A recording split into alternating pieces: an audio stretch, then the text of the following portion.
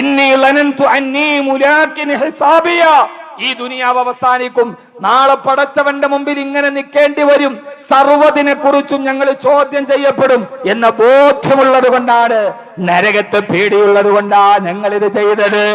അതുകൊണ്ട് ഞാൻ നീട്ടിപ്പരത്തി പറയുന്നില്ല. സഹോദരാ,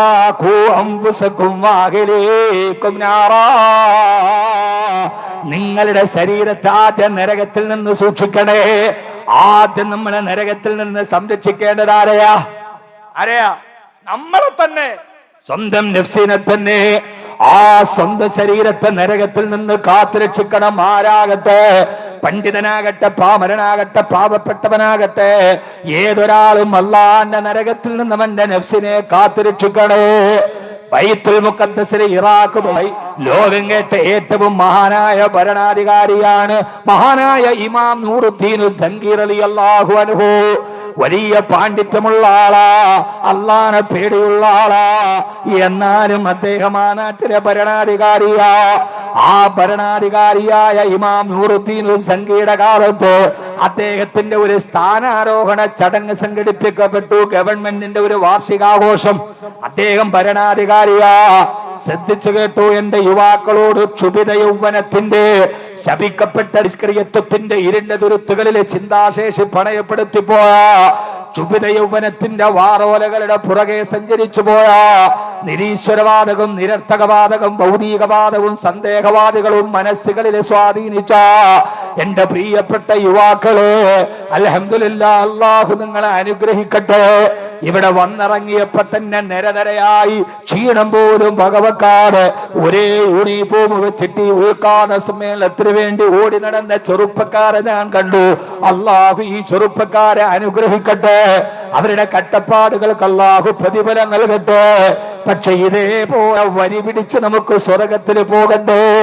ഇമാം നൂറുദ്ദീൻ സങ്കീയുടെ ഗവൺമെന്റിന്റെ വാർഷികാഘോഷത്തിന്റെ ഭാഗമായി ആ മഹാനായ ഭരണാധികാരി ഉയർന്ന ഒരു സിംഹാസനത്തിലിരിക്കുകയാ. ചുറ്റുഭാഗത്തും അനുയായികൾ ആഘോഷവും പാട്ടും കൂത്തും നൃത്തവുമൊക്കെയായി ആണും പെണ്ണും ഇടകലർന്നിട്ടിങ്ങനെ ആഘോഷം നടത്താ. കുറെ ആളുകളും മദ്യം ഇതിന്റെ ഇടയിൽ നുണയുന്നുമുണ്ട്. ഭരണാധികാരിയായ പടച്ചവനെ പേടിയുള്ള മഹാനായ നൂറുദ്ദീൻ സങ്കീർ റളിയല്ലാഹു അൻഹു സിംഹാസനത്തിൽ രാജാവിനെ ഇരുത്തിയിട്ടാണ് ആൾക്കൂട്ടം ഇത് ചെയ്യുന്നത്. പലരും നേതാവ് പറയില്ലേ, അനുയായികള് ഞാൻ പറഞ്ഞാ കേൾക്കുവോ? ഇങ്ങനെ പടച്ചവൻ ഇഷ്ടപ്പെടാത്ത പ്രവർത്തനം നടക്കുന്നിടത്തേക്ക് അന്നത്തെ ഏറ്റവും വലിയ പണ്ഡിതനായ മഹാനായ ഇമാം ഇബ്നുൽ ബസീത്ത് റളിയല്ലാഹു അൻഹു കടന്നു വന്നു. നേരെ ചെന്നിട്ട് സിംഹാസനത്തിൽ ചാതിരിക്കുന്ന രാജാവിന്റെ നേരെ വിരൽ ചൂണ്ടിയിട്ട് അദ്ദേഹം ത്രസിക്കുന്ന ചാട്ടുളി പോലെ ചോദ്യം അറിയുകയാ. അദ്ദേഹം ചോദിക്കുന്നു, രാജാവേ, ആരോ ആ ചോദ്യം ചെയ്യുന്നത്? നാട്ടിലെ പ്രധാനമന്ത്രിയെ, നാട്ടിലെ മുഖ്യമന്ത്രിയെ. അദ്ദേഹം ചോദിക്കുന്ന ചോദ്യം എന്തെന്നറിയോ? നൂറുദ്ദീനെ മത്തില്ലി നഫ്സിക അയ്യുഹൽ മഗ്റൂറു യൗമൽ ഖിയാമത്തി വസ്സമാഉ തമൂറു. ഗാനശകലങ്ങളിലൂടെ ചോദ്യം ചെയ്യുകയാ. കവിതകൾ വലിയൊരു വിമർശനമാണല്ലോ, കവിതകൾ വലിയ വിമർശനമാണല്ലോ. കൈ ചൂണ്ടുന്നവനെ കൈവലങ്ങണിയിച്ചിട്ട് കാരാഗ്രഹത്തിന്റെ കറുകറുത്ത കരിമ്പാളയങ്ങൾക്കുള്ളിലേക്ക് പറഞ്ഞു വിടുന്ന ആധുനിക ലോക ഏകാധിപത്യത്തെ നമ്മൾ കാണുമ്പോ രാജാവിന്റെ നേരെ അനുയായികൾ, ലക്ഷക്കണക്കിന് അനുയായികൾ നടുവിൽ വിരൽ ചൂണ്ടുകയാ.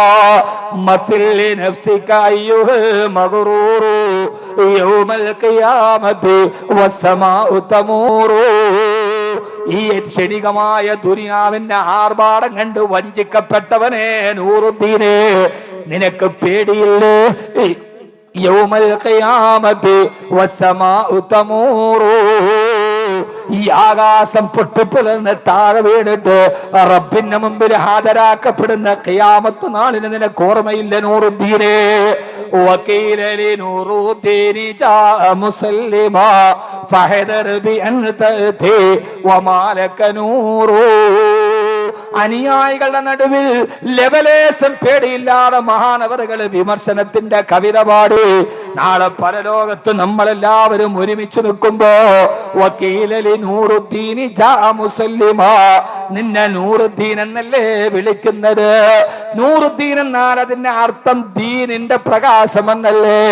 പക്ഷേ നൂറുദ്ദീനെ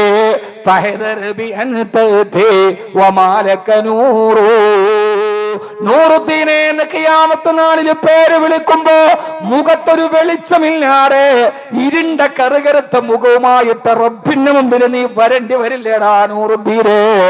ഭരണാധികാരി പേടിച്ചുപോയി. ഹറം തകാസാത്തിൽ ഹറാമി തഫുഫ അലൈകാ ബികാസാത്തിൽ ഹറാമി തദൂറു. ലോക ചരിത്രത്തിന് ചിന്തിക്കാൻ കഴിയാത്ത വിമർശനങ്ങൾ രാജാവിന് നേരെ, ഏകാധിപതിക്ക് നേരെ, ജനാധിപത്യ രാഷ്ട്രത്തിലല്ല വാളൂരിയാൽ തലകൊയ്യുന്ന ഒരു കാലത്ത് ഹറം തകാസാത്തിൽ ഹറാമി തഫുഫ അലൈകാ ബികാസാത്തിൽ ഹറാമി തദൂറു. മദ്യപിക്കരുതെന്ന് നീ വലിയ പ്രസംഗിച്ച് നടത്തിട്ട് നിന്റെ ചുറ്റുഭാഗത്തുനിന്ന് ആളുകൾ മദ്യപിക്കുന്നത് കണ്ടിട്ട് നിർത്തടാ, ഇത് നരകത്തിൽ പോകുമെന്ന് പറയാൻ ഭരണാധികാരി നിനക്ക് കഴിഞ്ഞിട്ടില്ലെങ്കിൽ പടച്ചവന്റെ മുമ്പിൽ നിന്റെ ചങ്ങല കെട്ടിട്ട് നിർത്തുമെന്ന് പറഞ്ഞപ്പോ അനുയായികളോട് കൂടി അയാളെ കൊല്ലാൻ. പക്ഷേ സംഭവിച്ചത് എന്തെന്നറിയോ? വിരൽ ചുണ്ടുന്നവനെ വിലങ്ങണിച്ചിട്ടവനെ വിറങ്ങരിച്ച് മൃതശരീരം പിറ്റേ ദിവസം പൊന്തക്കാട്ടിൽ കൊള്ളുന്ന ആവിഷ്കാര സ്വാതന്ത്ര്യത്തിന്റെ പെരുമ പറയുന്ന നാട്ടില് ഇത് കേട്ട ഉടനെ സിംഹാസനത്തിന്റെ മുകളിലിരുന്ന രാജാവ് ബോധം കെട്ട അദ്ദേഹത്തിന്റെ കണ്ണ് നിറഞ്ഞൊഴുകി. ആ മനുഷ്യന്റെ കവിൾത്തടത്തിലൂടെ കണ്ണുനീര് വീണു. സിംഹാസനത്തിൽ നിന്ന് ബോധം കെട്ടി രാജാവ് താഴേക്ക് വീണു. ബോധം കെട്ട് നരകത്തെ കുറിച്ച് ഓർമ്മിപ്പിച്ചു കൊടുത്തപ്പോ രാജാവ് വിമർശിച്ചവന്റെ ഇടനെഞ്ചിലേക്ക് വെടിയുണ്ടയല്ല, കാഞ്ചി വലിക്കലല്ല, കണ്ണ് നിറഞ്ഞൊഴുകി. നരകത്തെ കുറിച്ച് കേട്ടപ്പോ ഹറം തകാസാത്തിൽ ഹറാമി തഫുഫ അലൈകാ ബികാസാത്തിൽ ഹറാമി തദൂറു. നീ കുടിക്കാതിരുന്നാ മതിയോ? നിന്റെ ചുറ്റുഭാഗത്ത് നടക്കുന്നത് നീ കാണുന്നില്ലേ നൂറുദ്ദീനെ? എന്റെ ഉപ്പ, എന്റെ ഉമ്മ നമ്മുടെ ചുറ്റുഭാഗത്ത് നടക്കുന്നത് നമ്മൾ കാണുന്നില്ലേ? ആരാ പറയേണ്ടത് മക്കളോട്? ആരാ പറയേണ്ടത് മക്കളോട്? കേക്കട്ടെ, കേൾക്കാതിരിക്കട്ടെ, പക്ഷെ നമ്മുടെ ബാധ്യത നമ്മൾ നിലനിർത്തണ്ടേ? വേണ്ടേ? ഏറ്റവും കുറഞ്ഞത് എന്റെ പൊന്നു വാപ്പമാരെ ചെയ്യണ്ടേ? നമ്മളിങ്ങനെ നടന്നാൽ എന്ത് ചെയ്യും? കുറുന്തോട്ടിക്ക് വാദം പിടിച്ചാൽ എന്ത് ചെയ്യും? ഇന്റർവെല്ല് സമയത്ത് ബീഡി വലിച്ച ചെറുക്കനെ അധ്യാപകൻ പിടിച്ചു. അവന്റെ ശിക്ഷയുടെ ഭാഗമായി പിറ്റേ ദിവസം അസംബ്ലിയുടെ മധ്യത്തിൽ ഇവനെ കൊണ്ട് ഹാജരാക്കി. എല്ലാവരും കേൾക്കെ ഇവൻ മാപ്പ് പറഞ്ഞു, സാറേ ഇനി ഞാൻ ചെയ്യുകയില്ല. കുട്ടി കരഞ്ഞു, ഞാനൊരു കൗതുകം കൊണ്ട് വലിച്ചതാണ്, ഞാനിത് ചെയ്യുകയില്ല. അവസാനം പേടിപ്പിക്കാൻ വേണ്ടി ഹെഡ് മാസ്റ്റർ അവനോട് പറഞ്ഞു, ഇനി എങ്ങാനും നീ ആവർത്തിച്ച നിന്റെ വാപ്പാനെ ഞങ്ങൾ വിവരം അറിയിക്കും, ഇവിടെ വിളിച്ചു വരുത്തും. ഓണയുടെ ഇടയിൽ ആ കുട്ടി നിഷ്കളങ്കമായിട്ട് പറഞ്ഞു, ഞാൻ ആദ്യമായിട്ട് വലിക്കാൻ തുടങ്ങിയത് എൻ്റെ വാപ്പ വലിച്ചിട്ട് ബാക്കിയിട്ട കുറ്റിപീടി എടുത്തിട്ടാണ്. പിന്നെ അങ്ങനെ വാപ്പാനെ പറഞ്ഞു പേടിപ്പിക്കുക? ഇതൊരു കഥയോ ഐതിഹ്യമോ അല്ല. ആ കുട്ടി നിഷ്കളങ്കമായി പറഞ്ഞു, എൻ്റെ വാപ്പാനോട് പറയാനോ ഞാനിത് ആദ്യം വലിക്കാൻ തുടങ്ങിയത് എൻ്റെ വാപ്പ ഊരിയെറിഞ്ഞ ബീഡിക്കുറ്റി എടുത്ത് വലിച്ചിട്ടാണ്. നമ്മളറിഞ്ഞ ബീഡിക്കുറ്റി എടുത്ത് വലിച്ചിട്ടല്ലേ നമ്മുടെ മക്കൾ ഈ വലി തുടങ്ങിയത്? ഉമ്മാന്റെ മടിത്തട്ടി മലന്ന് കിടന്നപ്പോഴും വാപ്പയുടെ ചുണ്ടിൽ ബീഡിയിരിക്കണ കണ്ടിട്ടല്ലേ നമ്മുടെ മക്കൾ വളർന്നത്? എന്റെ പൊന്നു സഹോദരങ്ങളെ, ഇനി ഒന്നിനും കഴിഞ്ഞില്ലെങ്കിലും മടിത്തട്ടിലിരുത്തിയിട്ട് മക്കളോട് മിനിമം പറയേണ്ട, മക്കളെ നിങ്ങളുടെ വാപ്പ നല്ല ആരോഗ്യമുള്ളവനായിരുന്നു. നിന്റെ ഉമ്മാനെ കെട്ടണ സമയത്ത് എന്റെ ആരോഗ്യം എത്രയെന്ന് നിനക്കറിയോ? ഇന്ന് നിന്റെ വാപ്പ ഇങ്ങനെ ചുമക്കുന്നത്, ഇന്ന് നിന്റെ വാപ്പയുടെ ലെൻസിലേക്ക് TV വന്നത്, ഇന്ന് നിന്റെ വാപ്പയ്ക്ക് ക്യാൻസറിന് കാരണമായത് വാപ്പ ഈ ബീഡി വലിച്ചിട്ടാണ് മോനെ. അതുകൊണ്ട് ഉപ്പാന്റെ കുട്ടിയെങ്കിലും ഇനി അത് വലിക്കരുത് എന്നെങ്കിലും മിനിമം നമ്മുടെ മക്കളോട് നമ്മൾ പറഞ്ഞു കൊടുക്കണ്ടേ? പിന്നെ നമ്മൾ ലോകത്ത് എന്ത് വിപ്ലവം നടത്തിയിട്ട് എന്ത് കാര്യം? മക്കളെ, വാപ്പാന്റെ കരള് പോയിട്ട് ലിവർ സിറോസിസ് വന്നിട്ട് വാപ്പ വലിയ പണക്കാരനായിരുന്നു മോനെ. നമ്മുടെ മക്കളെ ഇരുത്തിട്ട് നിങ്ങൾക്ക് ജീവിതത്തിൽ തെറ്റുപറ്റിയോ? ഞാൻ ആരും വിമർശിക്കല്ല. വീട് വലിക്കണവരെന്നോട് പിണങ്ങരുത്. പിണങ്ങുമോ? എനിക്കൊന്നുമില്ല. ഞാൻ പറയുന്നു നമ്മളതങ്ങനെ ആയിപ്പോയി. എന്നാൽ ഇത് നമ്മുടെ മക്കൾ എങ്ങനെ ആവാതിരിക്കാൻ ശ്രദ്ധിക്കട്ടെ. നമ്മൾ എങ്ങനെ ജോലിക്ക് പോയപ്പോഴോ തടി പിടിച്ചപ്പോഴോ കല്ല് വെട്ടിയപ്പോഴോ ആശ്വാസത്തിന് വിളിച്ചു സയ്യിദ് ദുഹാനി കാജാ ബീഡി വലിച്ചു തുടങ്ങിയതാണ്. ഇനി നമ്മുടെ മക്കളോട് പറയണ്ടേ, മക്കളെ വാപ്പച്ചിക്ക് നല്ല സമ്പത്ത് ഉണ്ടായിരുന്നടാ. നിന്നെ ഉമ്മാനെ കെട്ടുമ്പോ വാപ്പാന്റെ കയ്യിൽ നല്ല സമ്പത്ത് ഉണ്ടായിരുന്നു. വാപ്പാടെ സമ്പത്തെല്ലാം പോയത്. നമ്മുടെ വീടിന്ന് ജപ്തിക്ക് നോട്ടീസ് വന്നത്, നമ്മുടെ വീടിന്ന് ഒരു കൊച്ചു തിണ്ണയായി മാറിയത് വാപ്പയുടെ മദ്യപാനം കൊണ്ടാണ്. മക്കളെ, കള്ളു കുടിക്കാൻ വേണ്ടി സർവ്വതും വിട്ടു തൊലഞ്ഞിട്ടാണ് നിന്റെ ഉപ്പ ഇന്ന് ഈ ഗതിയിലെത്തിയത്. അതുകൊണ്ട് ഉപ്പാന്റെ കുട്ടിയെങ്കിലും അത് ചെയ്യരുത് എന്നവരോട് പറയണ്ടേ? മക്കളെ, നിന്റെ ഉമ്മാക്ക് നല്ല സൗന്ദര്യം ഉണ്ടായിരുന്നു. നിന്റെ ഉപ്പാക്ക് ഉമ്മ ഭയങ്കര കാര്യമായിരുന്നു. നിന്റെ ഉമ്മ മോളെ ഇന്ന് ഈ അവസ്ഥയിലായി ആരാരുമില്ലാതെ ഈ വാടക വീട്ടിൽ കഴിയുന്നത്. ഞങ്ങളുടെ ഇടയിലേക്ക് വന്ന ഒരു ചെറുപ്പക്കാരൻ മിസ് കോളിന് ഉത്തരം കൊടുത്തതാണ്. നിന്റെ ഉപ്പാന്റെ സ്നേഹം ഞാൻ കണ്ടില്ല. എന്റെ ഭർത്താവിന്റെ സ്നേഹം എനിക്കറിയാൻ കഴിഞ്ഞില്ല. എന്റെ മുമ്പിൽ വന്ന ഒരു മിസ് കോളിന് ഞാൻ ഉത്തരം കൊടുത്തുന്ന എന്റെ ജീവിതം നഷ്ടപ്പെട്ടു. അതുകൊണ്ട് ഉമ്മാടെ ജീവിതം പോയി മോളെ. ഉമ്മാടെ കുട്ടിയെങ്കിലും നല്ല രീതിയിൽ ജീവിക്കണേ എന്ന് പറയാൻ നമ്മുടെ മക്കളോട്, ആരാന്റെ മക്കളോട് പറയണ്ട, നമ്മുടെ മക്കളോട് നമുക്ക് പറയാൻ കഴിഞ്ഞില്ലെങ്കിൽ, നമ്മുടെ മക്കൾക്ക് റോൾ മോഡൽ ആവാൻ നമുക്ക് കഴിഞ്ഞില്ലെങ്കിൽ, my daddy is my super hero. Ernakulam ലൂരിൽ നിന്നപ്പോ ഒരുത്തൻ ഇങ്ങനെ ആടി ആടി ആടി വരുന്നു. അവന്റെ കൊച്ചുകുട്ടി മോൻ അവനെ താങ്ങി പിടിച്ചോണ്ട് പോണു. സെക്യൂരിറ്റി വന്ന് എസ്കലേറ്ററിൽ കൂടെ താഴെ ഇറക്കി. പാവം കുട്ടി എല്ലാരെയും തെറി പറഞ്ഞ് വാപ്പാന്റെ മുണ്ട് തന്നെ ഇല്ല, കയ്യിലാണ് പകുതി, തള്ളിക്കൊണ്ട് പോവുകയാണ് വാപ്പാനെ. പുറകിൽ നിന്ന് ഞാൻ നോക്കിയപ്പോൾ അവന്റെ ടീഷർട്ട് ഇറങ്ങിയിരിക്കുന്നു ബാക്കിൽ, my daddy is my super hero. കള്ളു പിടിച്ചില്ല ലഹരിയില്ല കയത്തിലോട്ട് പോണ വാപ്പാനെ തള്ളിക്കൊണ്ടു പോകേണ്ട മോന്റെ ടീഷർട്ട് ആകസ്മികമായി കണ്ട വാക്ക് എന്നെ വല്ലാതെ വേദനപ്പെടുത്തി. അതുകൊണ്ട് സഹോദരങ്ങളെ, അതുകൊണ്ട് ഞാൻ എൻ്റെ ഉപ്പമാരോട് പറയാൻ, ഈ പള്ളിയുടെ പരിസരത്തൊരു നല്ല വീടിനെ നിങ്ങൾ രൂപാന്തരപ്പെടുത്തണം. ആ വീട് ഭാര്യ ഭർത്താവിനെ ഉപദേശിക്കണം, ഭർത്താവ് ഭാര്യയോട് നരകത്തെക്കുറിച്ച് പറയണം, മക്കളോട് പറയണം. അങ്ങനെ ഒരു നല്ല തിളക്കമുള്ള വീട് നമ്മുടെ മക്കളോട് നമ്മൾ പറയണ്ടേ, നമ്മുടെ പെൺമക്കളോട് പറയണ്ടേ സഹോദര. ഒരു രാപകല് മുഴുവനും ഒരു പുരുഷായുസ് മുഴുവനും അധ്വാനിച്ചിട്ട് അവസാനം മകളെ കെട്ടിക്കാൻ വേണ്ടി കടം മേടിച്ച് ലോൺ എടുത്തും കൂട്ടിവെച്ച് തലേ ദിവസം രാത്രി ഇഷ്ടപ്പെട്ടവന്റെ കൂടെ ഒളിച്ചോടുന്ന മകൾ കട്ടപ്പെട്ട പിതാവിന് തീരാ ദുഃഖം സമ്പാദിക്കുന്ന ഒരു കാലത്ത്, വാപ്പാന്റെ പണി നോക്കെന്ന് പറയുന്ന ഒരു കാലത്ത്, നിങ്ങൾക്കൊരു വാപ്പാനെയും മോളെയും ഞാൻ പരിചയപ്പെടുത്തി തരട്ടെ. ഒരു വാപ്പാനെയും മോളെയും പരിചയപ്പെടുത്തി തരട്ടെ. ആദരവായ പ്രവാചകൻ നബി മുഹമ്മദ് മുസ്തഫ, ആദരവായ പ്രവാചകൻ നബി മുഹമ്മദ് മുസ്തഫ, ഉറക്കപ്പറ, ഹബീബായ നബി മുഹമ്മദ് മുസ്തഫ. ഈ വലിയ വാള് പറയണവരുടെ മഹല്ലി വന്നിട്ട് വാള് പറയല് വലിയ പാടാ. ഈ വലിയ വാള് പറഞ്ഞിട്ട് ആ കളരിയിലെ 118ാമത്തെ അടവും പ്രയോഗിച്ചിട്ട് നിൽക്കുന്ന ആളുകളുടെ മഹല്ലിൽ വന്നിട്ട് വാള് പറയല് വലിയ പാടാണ്. അള്ളാഹു നമ്മളെ സ്വീകരിക്കട്ടെ. ആമീൻ പറയും. അള്ളാഹു നമ്മളെ സ്വീകരിക്കട്ടെ. അള്ളാഹു നമ്മളെ സ്വീകരിക്കുമാറാകട്ടെ. ആദരവായ പ്രവാചകൻ നബി മുഹമ്മദ് മുസ്തഫ. ഓരോ പിതാക്കന്മാരും ഒന്നും മനസ്സ് വെച്ച് ചിന്തിക്ക്, എന്റെ മോളോട് ഞാൻ ഇത് ചെയ്തിട്ടുണ്ടോ? എല്ലാം പറയാൻ സമയമില്ല, പാപ്പായി മോളെങ്കിലും പറയാം. എന്റെ മോളോട് ഞാൻ ഈ കർത്തവ്യം നിർവഹിച്ചിട്ടുണ്ടോ? അവൾ MBBS ആയി, BDS ആയി, അവൾ അപ്പുറത്ത് പഠിക്കാൻ പോയി, എല്ലാം ചെയ്തു ഞാൻ. എന്റെ ബാധ്യത ബഹുമാനപ്പെട്ട പ്രവാചകൻ നബി മുഹമ്മദ് മുസ്തഫ. ഉറക്കപ്പറ, ആദരവായ പ്രവാചകൻ നബി മുഹമ്മദ് മുസ്തഫ. हमने आंखों से देखा नहीं है मगर उनकी तस्वीर सीने में मौजूद है, जिसने लाकर कलाम इलाही दिया वो मोहम्मद मदीने में मौजूद है. हमने आंखों से देखा नहीं है, ഞാൻ ഇതേവരെ കണ്ണുകൊണ്ട് കണ്ടിട്ടില്ല, മഗർ പക്ഷേ ഉൻകി തസ്വീർ സീനേ മേ മൗജൂദ് ഹേ.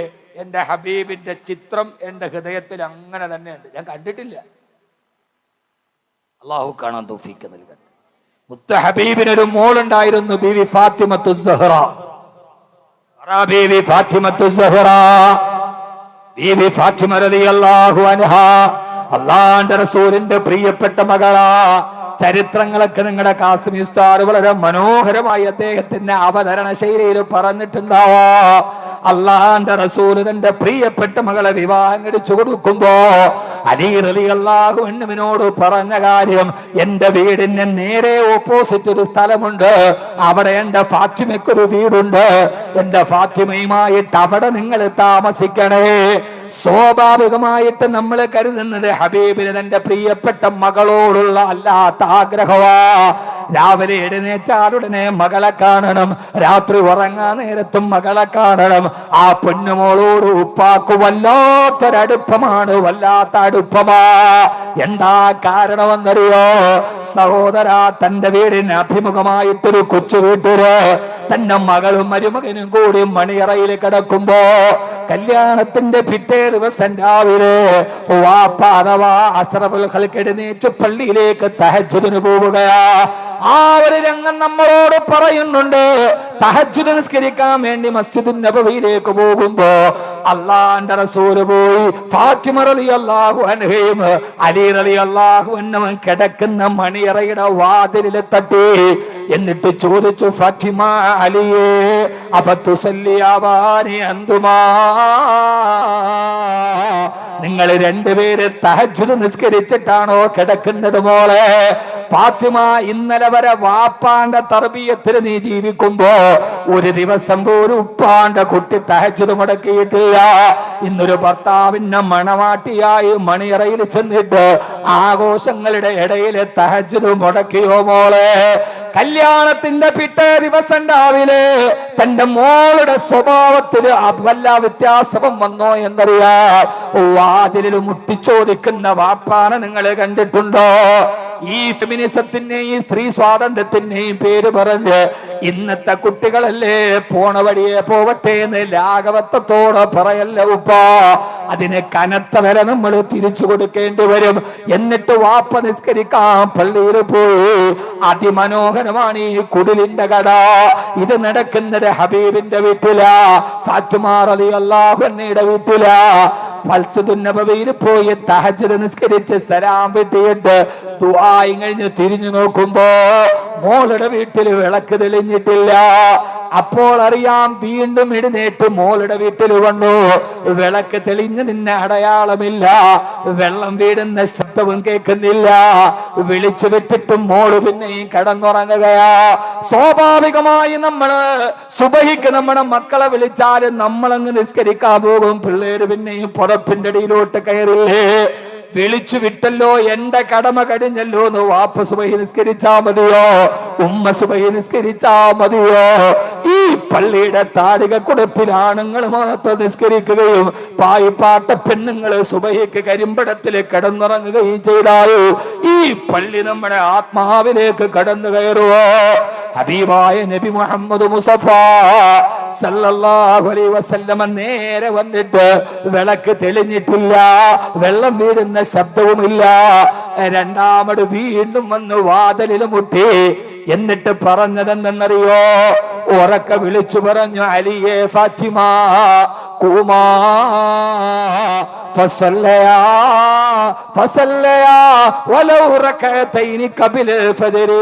അലിയേ ഫാത്തിമ എഴുന്നേൽക്ക്, ഫസല്ലയാ നിസ്കരിക്ക്. തഹജ്ജുദിന്റെ സമയം തീരാറായി. എഴുന്നേക്കും മോളെ മരുമകനെ.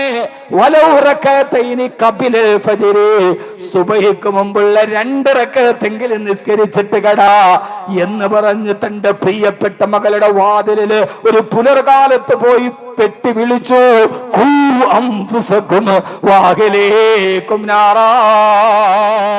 നിങ്ങളുടെ കുടുംബത്തെ നരകത്തിൽ നിന്ന് സൂക്ഷിക്കണേ. തീർന്നില്ല. വാതിലിൽ മുട്ടുകേട്ടപ്പോ അലി റളിയല്ലാഹു അൻഹു എഴുന്നേറ്റു കണ്ടു. മരുമകൻ വന്ന് മണിയറയുടെ വാതിൽ തുറന്നു. നോക്കുമ്പോ അമ്മോശം മണിയറ വാതിലിന്റെ മുമ്പില്. അങ്ങനെ ഒന്ന് കരുത്, നമ്മുടെ നാട്ടില് പ്രശ്നം തുടങ്ങാൻ പിന്നെ പ്രയാസം വേണോ? അമ്മാവനാള് ശരിയല്ല, അമ്മോസങ്കാക്ക ശരിയല്ല, ചെറിയ പ്രോബ്ലം ഉണ്ട്. മണിയറയിൽ വന്നിട്ട് സുബഹിക്കുമ്പ് വാതി മുട്ടു.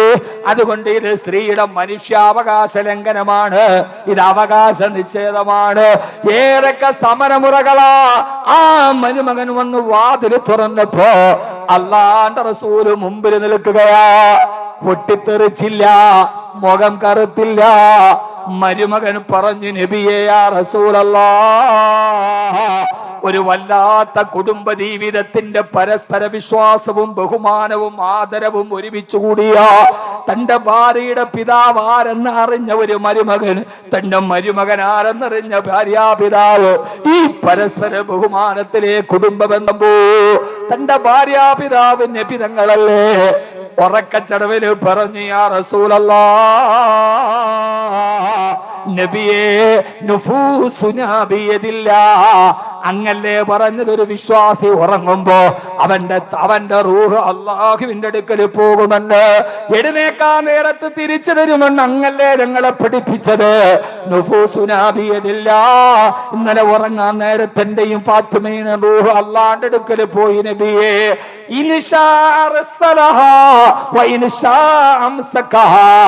അവൻ ഉദ്ദേശിച്ചാല് തിരിച്ചു തരുമില്ലെങ്കിൽ തരൂല. പടച്ചോൻ റൂഹ് തിരിച്ചു തന്നാലല്ലേ എഴുന്നേക്കാൻ പറ്റൂ, അങ്ങ് വിളിച്ചാൽ എഴുന്നേക്കാൻ പറ്റുമോ? മരുമോന്റെ ചോദ്യമാണ്, നബിയെ റൂഹ് തിരിച്ചു തരാതെ എങ്ങനെ എഴുന്നേക്കും നബിയെ? ഒരു കള്ളച്ചിരിയോടെ പറഞ്ഞപ്പോ അമ്മോസൻ എന്ത് ചെയ്തെന്നറിയോ? അള്ളാന്റെ റസൂൽ ഒരു ചിരിയോടെ അവിടെ നിന്ന് തിരിച്ചിറങ്ങിപ്പോയി. പള്ളിയിലേക്ക് പോകുന്ന വഴിയിൽ തന്റെ കാലിന്റെ തൊടയിൽ ഇങ്ങനെ വലത്തെ കൈ കൊണ്ടടിച്ചിട്ട് ഒരു ആയത്ത് പുറത്തു കൊണ്ടുപോയി. വകാനൽ ഇൻസാനു അക്തറ ശൈഇൻ ജദലാ, അല്ലെങ്കിലും മനുഷ്യർ തർക്കിക്കുന്ന കാര്യത്തിൽ പുറകിലല്ലോ എന്ന് പുറത്തുകൊണ്ട് അള്ളാന്റെ ഹബീബ് ഇറങ്ങിപ്പോയി. സഹോദരാ, ഇവിടെ നോക്ക്, കല്യാണം കഴിഞ്ഞിട്ട് ആ മകളുടെ വാതിലി മുട്ടിയിട്ട്, മോളെ വാപ്പാന്റെ തർബിയത്തിൽ നീ താമസിക്കുമ്പോ നിസ്കാരം ഉണ്ടായിരുന്നു, ഇപ്പൊ ഉണ്ടോ ഇല്ലയോ? നമ്മൾ ചോദിക്കൂ, നമ്മുടെ മക്കളോട് നീ നിസ്കാരം ഉണ്ടോ? കല്യാണം കഴിഞ്ഞിട്ട്, കല്യാണം കഴിഞ്ഞ് തീർന്നു, കല്യാണം കഴിഞ്ഞ് എന്റെ ഉത്തരവാദിത്വം തീർന്നു. ഇല്ല, തീർന്നിട്ടില്ല, ഉത്തരവാദിത്വം ഒത്തിരി ഉണ്ട്. ഹബീബായ നബി തങ്ങളുടെ പ്രിയപ്പെട്ട ഭാര്യ സയ്യിദത്തുന ആയിഷ, നിങ്ങൾ ഉഷാറായില്ലേ? ഞാൻ നിർത്തും. സയ്യിദത്തുന ആയിഷ, സയ്യിദത്തുന ഉമ്മുന ആയിഷ റളിയല്ലാഹു അൻഹ പറയാ, ഞാനും എന്റെ ഹബീബും കൂടി ഒരു ദിവസം ഒരു ഉച്ച നേരത്ത് ഒരു പുതപ്പ് പകുതി വരെ പുതച്ചിട്ട് ഞങ്ങൾ രണ്ടുപേരും വർത്താനം പറഞ്ഞ് കിടക്കായിരുന്നു. അങ്ങനെ ഒരു ഉച്ച നേരത്ത് പുതപ്പ് കൊണ്ട് പകുതി പുതച്ചിട്ട് ഞങ്ങൾ രണ്ടുപേരും ആ പുതപ്പിന്റെ അകത്ത് കയറി ഞങ്ങൾ രണ്ടുപേരും ഇങ്ങനെ വെറുതെ വർത്താനം പറയാൻ. വാതിൽ അടച്ചിട്ടില്ല, സ്വകാര്യ നിമിഷമല്ല, വാതില് അടച്ചിട്ടില്ല. ആ പുതപ്പിനടി ആ വിഷയമായതുകൊണ്ട് ഓർമ്മയുണ്ട്. ഞാൻ മറന്നുപോയത് കൊണ്ടല്ല, നിങ്ങൾക്ക് ഓർമ്മയുണ്ടോന്ന് അറിയാൻ വേണ്ടി ഞാൻ ചോദിച്ചാണ്. അല്ല, എനിക്ക് മറന്നിട്ടല്ല. അങ്ങനെ നിങ്ങൾ കരുതരുത്. പുതപ്പിന്റെ അടിയിൽ കിടക്കുക ഞങ്ങളുടെ സ്വകാര്യ നിമിഷമല്ല. ആ സമയത്ത് അവിടേക്ക് കടന്നു വന്നു ഇബ്നത്ത് റസൂലില്ലാഹ്, ഹബീബിന്റെ മകള് ഫാത്തിമ ബീവി അവിടേക്ക് കടന്നു വന്നു. ആയിഷ ബീവി എഴുതുകയാണ് ഹദീസില്, മാ കാമലഹാ റസൂലുള്ളാഹ്, അല്ലാഹുവിന്റെ റസൂൽ എഴുന്നേറ്റ് നിന്നില്ല. ഫാത്തിമ ബീവി വന്നപ്പോ വാപ്പ എഴുന്നേറ്റ് നിന്നില്ല. അതൊരു കുശുമ്പിന്റെ വാക്കാണ്. ആയിഷ ബീവി ഒരു കുശുമ്പ് പറയണത്. അതിൽ സ്ത്രൈണതയ്ക്കൊരു സ്വഭാവമുണ്ട്, ഒരു സ്ത്രൈണതയുടെ സ്വഭാവം. ആ സ്വഭാവം മാറ്റാൻ വേണ്ടി ശ്രമിച്ചാൽ നമ്മൾ പരാജയപ്പെടും. കൂടുതൽ പറയുന്നില്ല, പറയണല്ലോ. സ്ത്രീകൾക്കൊരു സ്വഭാവമുണ്ട്, ആ സ്ത്രൈണതയുടെ ഒരു സ്വഭാവമുണ്ട്. മാ കാമലഹ റസൂലുള്ള എന്ന് പറഞ്ഞാൽ എന്ന് എഴുന്നേക്കണ വാപ്പ, അന്ന് മോള് വന്നിട്ട് എഴുന്നേറ്റ് പോലുമില്ല എന്ന് പറഞ്ഞാൽ മോള് വന്നിട്ട് വാപ്പാക്ക് പോലും ഇഷ്ടപ്പെട്ടില്ല എന്ന് പറഞ്ഞാൽ എൻ്റെ അർത്ഥം അള്ളാന്റെ റസൂലും ഞാൻ ആയിഷ ബീവി ഇങ്ങനെ കിടന്ന രഹസ്യ നിമിഷത്തില് ഒരു സ്വർഗത്തിലെ കട്ടുറുമ്പ് പോലെ മോള് വന്നിട്ട് മൂപ്പിലാത്തേക്ക് ഇഷ്ടപ്പെട്ടില്ല. പക്ഷെ എനിക്ക് ഇഷ്ടപ്പെടത്തില്ല എന്ന് പറയാൻ പറ്റൂലല്ലോ. അപ്പൊ പറയാം മാ കാമലഹ റസൂലുള്ള, മോളെ കണ്ടിട്ട് വാപ്പ എഴുന്നേറ്റില്ല. വാപ്പ എഴുന്നേറ്റ് പോലും. അത് സ്ത്രീകളുടെ ഒരു സ്വഭാവമാണ്. അവര് വളഞ്ഞ കാര്യം പറയും, നേരെ കാര്യം പറയില്ല. ഒരു ഭർത്താവ് ഭാര്യയോട് ദേഷ്യവും പിണക്കം ഉണ്ടെങ്കിൽ പെട്ടെന്നറിയാം. പക്ഷെ ഭാര്യയ്ക്ക് നമ്മളോട് എന്തെങ്കിലും വിഷമം അറിയാൻ പറ്റൂല. ഭാര്യ ഒരു ഇച്ചിരി ചൂടിലാണ്. രാവിലെ നമ്മൾ കടയിൽ പോയി 6 മണിക്ക് കയറി വന്നപ്പോൾ ഇപ്പോൾ കടന്നിൽ കുത്തിയതുപോലെ മുഖം ഇങ്ങനെ ഇരിക്കുന്നു. നമ്മൾ മൈൻഡ് ചെയ്യില്ല, അകത്തോട്ട് കയറി. അപ്പോൾ കുറച്ച് കഴിയുമ്പോൾ ഒരു സ്പൂണ് താഴെ വീഴുന്ന കേൾക്കാം. കുറച്ച് കഴിയുമ്പോൾ 2 തവി വീഴുന്ന ശബ്ദം. എന്നിട്ട് നമ്മൾ മൈൻഡ് ചെയ്യില്ല. ഒരു 10 മിനിറ്റ് കഴിയുമ്പോൾ ആ പ്ലേറ്റ് വേണം പൊട്ടുന്നത്. ഒരു സ്പൂൺ എടുത്ത് അങ്ങോട്ട്, ഒരു തവി എടുത്ത് ഇങ്ങോട്ട്, കസേര എടുത്തിട്ട് ഒരു ഇടി, ആകയിലെ വെടി കൊണ്ട വെരുക്ക് പോണമാതിരി പോകും. അപ്പോഴായിരിക്കും കുട്ടി പോയി ഉമ്മ ഒക്കെ തരാം, എനിക്ക് ആകെ അടിയിട്ട് ബഹളം സർബത്ത് വരിക്കും. അവസാനം കിടക്കാൻ നേരമാകുമ്പോൾ ഒരു ഡ്രസ്സ് പോലും മാറില്ല. ഉച്ചയ്ക്കില്ല, മത്തിയുടെ ചെറുമ്പലും എല്ലാം അവളെ നൈറ്റിയായിട്ട് വന്നൊരു ഒറ്റ കിടപ്പ, ഉദയക്ക് പോത്തിനിട്ട മാതിരി അങ്ങോട്ട് ഇരിഞ്ഞൊരു കിടപ്പ്. കിടക്കണ ഭർത്താവും എല്ലാം തോണ്ടിയിട്ട് എന്ത് പറ്റി? ഞാൻ ഉച്ചയ്ക്ക് നിങ്ങളെ വിളിച്ചപ്പോൾ നിങ്ങളുടെ ഫോൺ ബിസി ആയിരുന്നല്ലോ, ആരാ വിളിച്ചത്? എടി ഹയവാനെ, അത് ആദ്യം പറഞ്ഞ പോരെ, വന്നപ്പോഴേ ചോദിക്കൂല. ഇല്ല, അങ്ങനെയല്ലേ? പിന്നെ മുത്തക്കീങ്ങൾ ഇരിക്കണ ഇരിപ്പ് വേണ്ടില്ലേ? അവനാൻ്റെ കാര്യം പറയാൻ പറ്റാതെ മുത്തക്കീങ്ങൾ ഇരിക്കണം. ഇത് കണ്ടവർക്ക് അങ്ങനെയൊന്നുമില്ല, അവരങ്ങനെ പറയൂല. പക്ഷെ എടി അതെൻ്റെ പെങ്ങള് വിളിച്ചു, അതായിരുന്നു. പക്ഷെ ആണങ്ങനെയല്ല. ആണ് നേരെ വന്നോണ്ട് ചോദിക്കും, ഇവിടെ ഞാൻ ഉച്ചയ്ക്ക് വിളിച്ചോ, ഫോൺ ബിസി ആയിരുന്നില്ല, ആരാ? അതാങ്ങളെ. ശരിയെന്ന്. എൻ്റെ ഫോൺ വരുന്നത് കേട്ടില്ല, കട്ട് ചെയ്തിട്ട് എനിക്ക് തിരിച്ചു വിളിച്ചുകൂടായിരുന്നു. ഇനി മേലെ ആവർത്തിക്ക് തീർന്നു. ആണും പെണ്ണും തമ്മിൽ വലിയ വ്യത്യാസമുണ്ട്. ആ സ്വഭാവത്തിന് ഒത്തിരി, പ്രകൃതത്തിന് ഒത്തിരി വ്യത്യാസമുണ്ട്. FW ബെയിൻ എന്ന് പറയുന്നൊരു സാഹിത്യകാരനുണ്ട്. അദ്ദേഹം പറഞ്ഞുകൊണ്ട് കുഴപ്പമില്ല, എൻ്റെ അല്ലല്ലോ, കേസ് വന്നാലും കാണിച്ചു കൊടുക്കാം. അപ്പോൾ അതിനകത്ത് അയാളൊരു തമാശ പറയുന്നുണ്ട്. അയാൾ പറയാൻ, ദൈവം ആദ്യം പുരുഷനെ സൃഷ്ടിച്ചു, പിന്നെ ലോകത്തുള്ള എല്ലാ ജീവികളെയും സൃഷ്ടിച്ചു, ഏറ്റവും അവസാനമാണ് പെണ്ണിനെ സൃഷ്ടിച്ചത്. പെണ്ണിനെ സൃഷ്ടിക്കാൻ വേണ്ടി പോയപ്പോൾ സൃഷ്ടിക്കാനുള്ള മണ്ണ് തീർന്നുപോയി ദൈവത്തിന്. ഇതേ സ്ത്രീകളുടെ സ്വഭാവം പറയാണ്. അപ്പൊ ഇനി പെണ്ണിനെ സൃഷ്ടിക്കാൻ മണ്ണില്ല, ബാക്കി എല്ലാത്തിനെയും സൃഷ്ടിച്ചു കഴിഞ്ഞു. അപ്പൊ ദൈവം എന്ത് ചെയ്തു എന്നറിയോ? അതുവരെ സൃഷ്ടിച്ച എല്ലാത്തിൽ നിന്നും ഓരോ അല്പം വെച്ചെടുത്ത് എല്ലാം കൂടെ കൂട്ടി പെണ്ണിനെ സൃഷ്ടിച്ചു. കാക്കയുടെ കപട സന്യാസം, കൊക്കിന്റെ കരു മൃദുലത, കുറുക്കന്റെ കൗശലം, പുലിയുടെ ഗർജനം, സിംഹത്തിന്റെ ശൗര്യം, കരടിയുടെ ഒളിച്ചിരിപ്പ്, കാക്കയുടെ കൗശലം, കുറുക്കന്റെ ബുദ്ധി, മഴവില്ലിന്റെ മനോഹാരിത, റോസാപ്പൂവിന്റെ മാദകത്വം, ഇതെല്ലാം കൂടെ കൂട്ടിയിട്ട് ദൈവം സ്ത്രീയെ സൃഷ്ടിച്ചുകൊണ്ട് ഇതിൻ്റെ എല്ലാ സ്വഭാവം ഇടയ്ക്കിടയ്ക്ക് വരും. FW ബെയിൻ എന്ന് പറയുന്ന സാഹിത്യകാരൻ എഴുതുന്നുണ്ട്. ആയിഷ റളിയല്ലാഹു അൻഹ, ഇപ്പൊ അത് പറയാൻ സ്ഥലം ആയിഷ റളിയല്ലാഹു അൻഹ പറയാം, ആ കാമലഹ റസൂൽ എഴുന്നേറ്റില്ല. പിതാക്കന്മാരെ പഠിച്ചോളൂ. മകള് വരുന്നത് കണ്ടാൽ വാപ്പ എഴുന്നേക്കുമായിരുന്നു. നമ്മൾ എഴുന്നേക്കൂ? നമ്മുടെ മോൾ വരുന്നത് കണ്ടാൽ എഴുന്നേക്കോ? എൻ്റെ മോള് വരുന്നു എഴുന്നേക്കോ? അങ്ങനെ എഴുന്നേക്കണം വാപ്പയാമാർ ആരേലും ഉണ്ടെന്ന് കൈപൊക്കിക്കാൻ വലിയ വാള. അലൈസ മിൻകും റജുലുൻ റഷീദ്, ഒരാളും ഇല്ല. സഹോദരാ, വാപ്പ അള്ളാന്റെ റസൂല് മോളെ കണ്ടാൽ എഴുന്നേക്കുമായിരുന്നു എന്ന് മാത്രമല്ല, ആ ഫാത്തിമാവിയുടെ 2 കണ്ണുകളുടെ ഇടയിൽ ചുംബനം കൊടുക്കുമായിരുന്നു. എഴുന്നേറ്റ് നിന്ന് മോളെ ചേർത്ത് പിടിച്ച് 2 പുരികത്തിന്റെ ഇടയിൽ ഒരു ഉമ്മ കൊടുക്കും. അങ്ങനെ കൊടുക്കണ ഉപ്പമാരാരേലും ഉണ്ടെന്ന് കൈവക്കി. ഇപ്പോഴും മക്കളെ കല്യാണം കഴിച്ചു വിട്ട പെമ്മക്കളെ ബഹുമാനിക്കണമെന്ന് പഠിപ്പിച്ച മതമാണ്. ആ മോളുടെ 2 ഇവിടെ ഇടയിൽ മോളെ ചേർത്ത് വെച്ചിട്ട് ഒരു മുത്തം കൊടുക്കും. ഹബീബായ നബി മുഹമ്മദ് മുസ്തഫ. സമയം തീരെ കിട്ടാത്തതുകൊണ്ട് ഞാൻ അവസാനിപ്പിക്കുകയാണ്. കുറെ കാര്യം നടക്കാനുണ്ട്. എൻ്റെ പൊന്നു സഹോദരങ്ങളെ, കൊടുക്കണം നിങ്ങൾ. മോളെ കല്യാണം കഴിച്ചു വിട്ടു. കടത്തിന്റെ മേൽ കടവും വാങ്ങിച്ചിട്ടാണ് വാപ്പ കല്യാണം കഴിച്ചു വിട്ടത്. ആ വാപ്പ ഗൾഫിൽ നിന്ന് വന്നപ്പോൾ 2 മാസം അല്ലെ വർഷത്തിലൊരിക്കലും മോളെ കാണാൻ കല്യാണം കഴിച്ചു വിട്ട ഭർത്താവിന്റെ വീട്ടിൽ പോയി. ഭർത്താവിന്റെ വീട്ടിൽ ആ മോൾക്ക് അത്ര നല്ല സുഖമൊന്നുമില്ല, ദുഃഖങ്ങളോട് ദുഃഖമാണ്. കല്യാണം കഴിച്ചു വിട്ട വീട്ടിൽ അവൾക്ക് ഒരു സമാധാനവും ഇല്ല. വർഷത്തിലൊരിക്കൽ വാപ്പ കാണാൻ വരുമ്പോൾ ആ മോൾ ഒന്നും പറയില്ല. മോളെ സുഖമാണോ? ആണുപ്പച്ചി. കാരണം എൻ്റെ വാപ്പാക്ക് 100 കണക്കിന് പ്രശ്നങ്ങളുണ്ട്, രോഗമുണ്ട്. എന്നെ കെട്ടിച്ച കടം തന്നെ തീർന്നിട്ടില്ല. ഇനി ഞാനൊരു സങ്കടം പറഞ്ഞിട്ട് എന്റെ വാപ്പാനെ സങ്കടപ്പെടുത്തുന്ന എന്തിനാണ്? ആ മോൾ ഒന്നും പറയൂല, ഉപ്പാനോട് എല്ലാം ഉള്ളിൽ വെക്കും. അവസാനം വരാൻ നേരത്ത്, യാത്ര പറയാൻ നേരത്ത്, മോളെ ഉപ്പച്ചി പോട്ടെ എന്ന് ചോദിക്കുമ്പോ കണ്ണ് നിറഞ്ഞവള് പറയും ശരി ഉപ്പാന്ന് പറയുന്ന നേരത്ത് ഒരു സങ്കടവും നമ്മളോട് പറയാതെ കൽവിൽ ഒളിപ്പിച്ചു നിൽക്കുന്ന മോളെ പോകാൻ നേരത്ത് ഇങ്ങനെ ചേർത്ത് പിടിച്ചിട്ട് അവളുടെ 2 കണ്ണുകൾക്കിടയിൽ ഒരു ഉമ്മ കൊടുത്തിട്ട് ഇനി ഉപ്പച്ചി പോട്ടെ മോളെ എന്ന് പറഞ്ഞിറങ്ങുമ്പോ ആ മോൾക്ക് പിന്നെ ജീവിക്കാൻ അത് മതി, ഒരു പോസിറ്റീവ് എനർജി. അവളുടെ കൽവിലെ സങ്കടം മാറും. ആരെന്നെ കൈവിട്ടാലും എന്റെ ഉപ്പച്ചി എന്നെ കൈവിടില്ല. അത് ഹനഫിയാണോ ഷാഫിയാണോ? ഹനഫിയ. എന്റെ അത്തച്ചി എന്നെ കൈവിടൂല. ആരെന്നെ ഒറ്റപ്പെടുത്തിയാലും എന്റെ ഉപ്പ എന്നെ ഒറ്റപ്പെടുത്തൂല.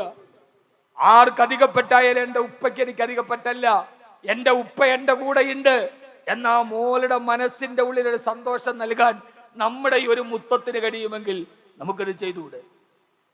നമുക്കത് ചെയ്തുകൂടെ? അതാ സുന്നത്തു റസൂലില്ല, അവിടെ അള്ളാന്റെ റസൂലിന്റെ സുന്നത്താണ് സഹോദരങ്ങളെ. നമ്മുടെ പെൺമക്കൾ, ആ പെൺമക്കൾക്ക് നമ്മുടെ ഒരു മുത്തം കൊണ്ട് ഒരു ആശ്വാസം കൊടുക്കാൻ കഴിയുമെങ്കിൽ അത് ചെയ്യാൻ ഒരു ഉപ്പയ്ക്ക് കഴിയണം. അള്ളാഹു തൗഫീഖ് നൽകട്ടെ.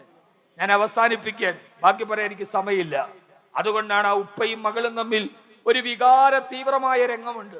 ചരിത്രത്തിൽ ഇന്നേ വരെ രേഖപ്പെട്ടതിൽ വാപ്പയും മകളും തമ്മിലുള്ള അതിവികാര തീവ്രമായ ഒരു രംഗമുണ്ട്. അള്ളാഹു നമ്മളെ അതുകൂടി പറഞ്ഞ് ഈ മനോഹരമായ സദസ്സിൽ 5 മണിക്കൂറോളം ഇരുന്ന് നമുക്ക് ഒരു ദുആ ചെയ്ത് നമുക്ക് പിരിയാം. അള്ളാഹു നമ്മളെ കാത്തുരക്ഷിക്കട്ടെ. അള്ളാഹു നമ്മളെ കാത്തുരക്ഷിക്കട്ടെ. ദുആ ചെയ്യണം, ഓരോ ദുആയിലും പങ്കെടുക്കണം. കാരണം ലോകം അങ്ങനെയാണ്. ഇന്നലെ ഞാൻ പള്ളിക്കലാണ് ഈ സമയത്ത് പ്രസംഗിക്കുന്നത്. എന്റെ കൂടെ പഠിച്ച ഒരാളാണ് ഖത്തീബ്. അദ്ദേഹത്തിന് നിർബന്ധത്തിലൂടെ കടവാത് പോയി. അപ്പോഴാണ് എന്നോട് പറഞ്ഞത്, വാക്യവിസ്താരെ നമ്മുടെ കൂടെ പഠിച്ച ഒരു വലിയ പണ്ഡിതനുണ്ട്, വലിയ മോട്ടിവേഷൻ ക്ലാസ് എടുക്കുന്ന ധാരാളം ഉസ്താദന്മാർ അദ്ദേഹത്തിന്റെ കോഴ്സിന് പോകുന്ന വലിയൊരു അറബി കോളേജിന്റെ പ്രിൻസിപ്പലാണ് അദ്ദേഹം. റമദാന് തൊട്ട് മുമ്പ് അദ്ദേഹം ഒന്ന് ചുമച്ചു. ചുമയുടെ കൂടെ രക്തം വെളിയിലേക്ക് വന്നു. ഡോക്ടറെ കണ്ടിട്ട് ഡോക്ടർ പറഞ്ഞു TB ആണ്. ഒരു ഡോക്ടർക്ക് സംശയം തോന്നി വീണ്ടും പരിശോധിച്ചപ്പോ തൊണ്ടയിൽ ടോൺസിലൈറ്റിലാണ്, ടോൺസിന്റെ ക്യാൻസറാണ്. ആ ചെറുപ്പക്കാരന് ക്യാൻസറാണ്, യാതൊരുവിധ ലക്ഷണവും ഇല്ല. ഒരു ദിവസം ചുമയ്ക്കുന്നു, രക്തം വെളി വരും, ക്യാൻസറാണ്, ടോൺസിലൈറ്റിന്റെ ക്യാൻസറാണ്. ഡോക്ടറെ കൊണ്ടുപോയി കാണിച്ചു. തിരുവനന്തപുരത്തെ സ്വകാര്യ ആശുപത്രികൾ 15 ലക്ഷം വേണം കഴുത്ത് കീറി അതെടുത്ത് കളയണം. നേരെ ഇവിടെ പരുമലയിൽ കൊണ്ടുവന്നു. ഇവിടെ പരുമല ക്യാൻസറിന്റെ അവിടെ കൊണ്ടുവന്നു. അവിടെയാണ് ഓപ്പറേഷൻ നടന്നത്. ഞാൻ ഇന്നലെ വിവരം അറിയാം, അത് പറഞ്ഞിട്ടില്ല. കഴുത്ത് കീറി ടോൺസിലേറ്റിൽ നിന്ന് ക്യാൻസറിന്റെ കോശങ്ങൾ എടുത്തു കളഞ്ഞു. 4 ബോക്സ് നിറച്ച ക്യാൻസറിന്റെ അണുക്കൾ കഴുത്തിൽ നിന്ന് എടുത്തു കളഞ്ഞു. ആ കഴുത്തിൽ നിന്ന് എടുത്തു കളഞ്ഞ ക്യാൻസർ കഴിഞ്ഞ് തുന്നിക്കെട്ടി. ഇനി കീമോ കൊടുക്കണം. 4 കീമോ കൊടുത്താൽ ഭേദമാകുന്ന ഡോക്ടർ പറയാം.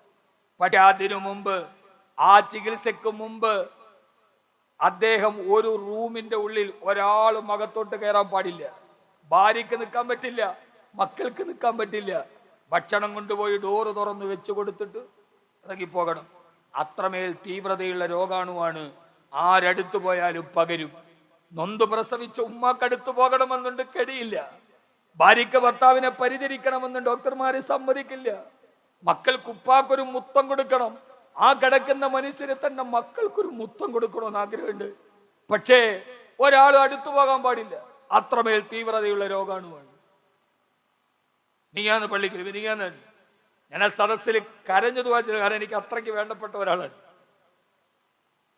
കാസിബി പറഞ്ഞ പോലെ ഇച്ചിരി ഉള്ളത് മുഖത്ത് നോക്കി ഗൗരവത്തോടെ പറയൽ എൻ്റെ സ്വഭാവമാണ്. പക്ഷെ കൽബിലൊന്നുമില്ല, ഞാനൊരു വെറും പച്ചപ്പാവാണ്. ഞാൻ വെറുതെ പറയണേ. എന്നെ കാണുമ്പോൾ ഒരു ഗൗരവം തോന്നുന്നില്ല. എന്നെ അടുത്തറിഞ്ഞവർക്കറിയാം അങ്ങനെ ഒരു പച്ച സാധുവാണ്. എനിക്ക് സഹിക്കാൻ പറ്റിയില്ല, കരഞ്ഞു ദുആ ചെയ്തു. ഇന്ന് രാവിലെ അദ്ദേഹത്തിന്റെ വോയിസ് ഉണ്ട് വാട്സപ്പിൽ. വാക്യവിസ്താരെ നിങ്ങളൊക്കെ എന്നെ മറന്നു എന്നാ കരുതി, ഓർത്ത് ദുആ ചെയ്തല്ലോ. ഇന്നലെ ഡോക്ടറെ പരുമലയിൽ ഡോക്ടറെ കണ്ടു. ഒരു കീമോ എടുത്തപ്പോൾ തന്നെ പൂർണ്ണമായിട്ട് ഭേദമായി. ഇനി ഒന്നും ചെയ്യണ്ടെന്നാ ഡോക്ടർ പറഞ്ഞത്. ആ രോഗം പൂർണ്ണമായി ശിഫയാവുകയാണ്. അദ്ദേഹം പറയുന്നുണ്ട്, എനിക്ക് വേണ്ടി ദുആ ചെയ്യാത്ത മുത്തലിമീങ്ങളില്ല, എനിക്ക് വേണ്ടി ദുആ ചെയ്യാത്ത അറബി കോളേജ് ഇല്ല.